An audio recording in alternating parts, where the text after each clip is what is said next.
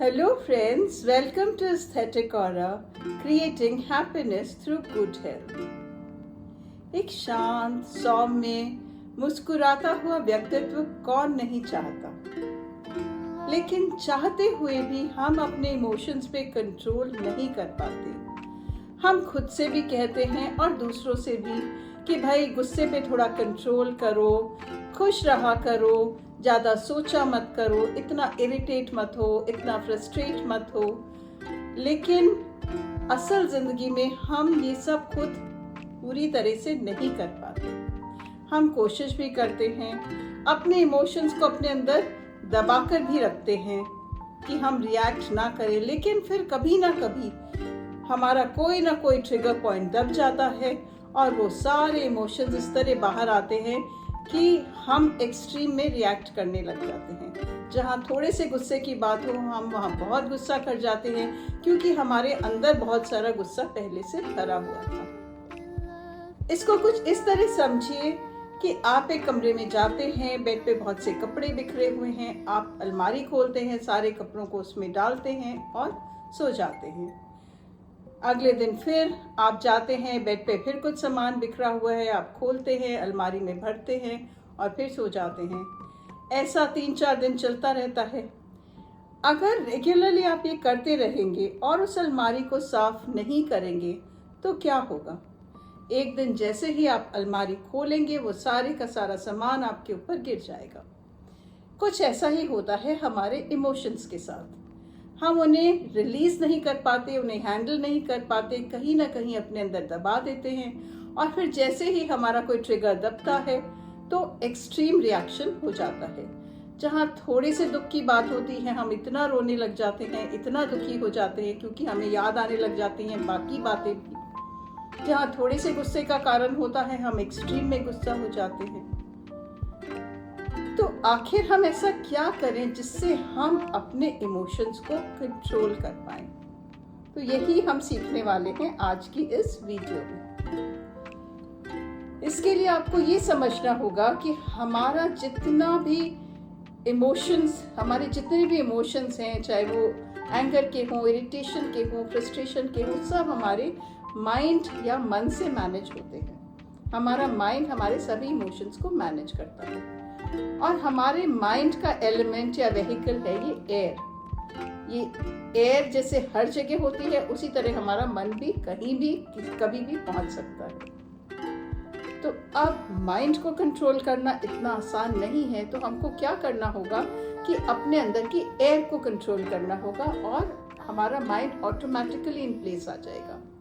जैसे कि एक जिगसॉ पजल होता है, उसमें हम इजी पार्ट्स पहले लगा लेते हैं, तो जो मोस्ट डिफिकल्ट पार्ट है वो अपने आप अपनी जगह पर आ जाता है।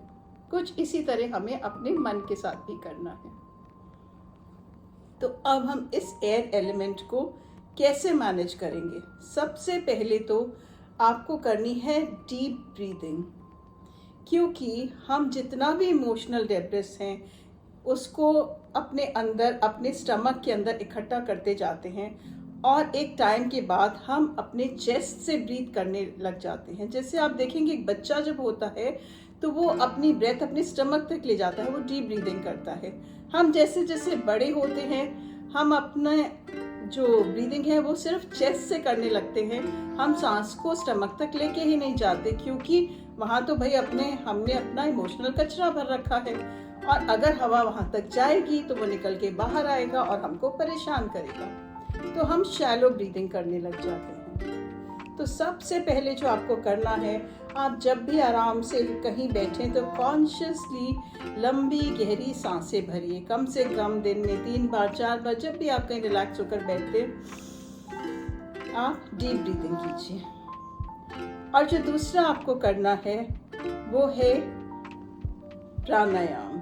प्राणायाम मतलब प्राण आपकी ब्रेथ और आयाम मतलब एक्सटेंशन। तो एक्सटेंशन ऑफ ब्रेथ या ब्रीदिंग का व्यायाम, वो करने से आपको ऑटोमेटिकली अपनी इमोशनल क्लेंजिंग होती जाएगी और आपको अपने माइंड पर कंट्रोल आता जाएगा। प्राणायाम में आपको सबसे पहले जो करना है वो है कपालभाति प्राणायाम, लेकिन अब जब आप उसको करेंगे तो एक संकल्प के साथ करेंगे कि जैसे जैसे आप उसको करते हैं आपके अंदर का जितना भी इमोशनल डेब्रिस है वो निकलकर बाहर आ रहा है और आप उसे बाहर की तरफ फेंक रहे हैं। इसके अलावा आप क्लेंजिंग मेडिटेशंस कर सकते हैं। मैं कुछ ऑलरेडी इस चैनल पे डाल भी चुकी हूँ और आगे भी डालूंगी। उनसे भी आपको अपनी पुरानी जो आपने नेगेटिव इमोशंस को स्टोर कर रखा है बॉडी में, उन्हें निकालने में बहुत मदद मिलेगी। और उसके बाद आपको करना है अनुलोम विलोम प्राणायाम। अनुलोम विलोम जो है वो आपकी बॉडी के 72,000 ब्लड वेसल्स को क्लेंस करता है, आपके ब्रेन के लेफ्ट और राइट हेमिस्फेयर को बैलेंस करके आपके सबकॉन्शियस माइंड को खोल देता है, जिससे कि सारा इमोशनल डेब्रिस और जितना भी पाइल अप आपने अपनी बॉडी में करा है वो सब आप रिलीज कर पाते हैं और आपका मन एकदम शांत होता जाता है। आपको अपने इमोशंस पे और अपने आप पे कंट्रोल आता जाता है। लेकिन अनुलोम विलोम आपको करना है बहुत ही आराम से, धीरे से और ध्यान से। यानी कि जब आप बैठें अपना ध्यान अपनी थर्ड आई पे केंद्रित करें और इतना स्लो करें उसको कि अगर आपके नाक के आगे कोई रुई का फाया भी रखा है तो वो भी उड़ ना पाए। इतना आराम से आपको इनहेलेशन, रिटेंशन अगर आपसे शुरू में ज़्यादा ना हो तो कम कीजिए, लेकिन धीरे धीरे अपनी रिटेंशन को बढ़ाइए, क्योंकि जितनी देर आप रिटेन करेंगे उतना ही जल्दी आपकी इमोशनल हीलिंग होगी।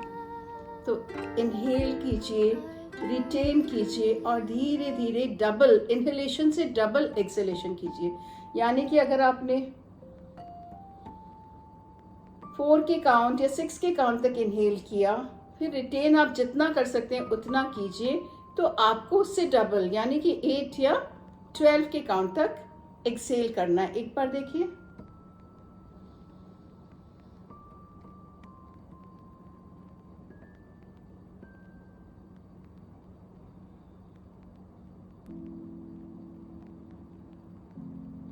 इतना धीरे धीरे आपको करना है, लेकिन इसको आपको बहुत रेगुलरली करना है।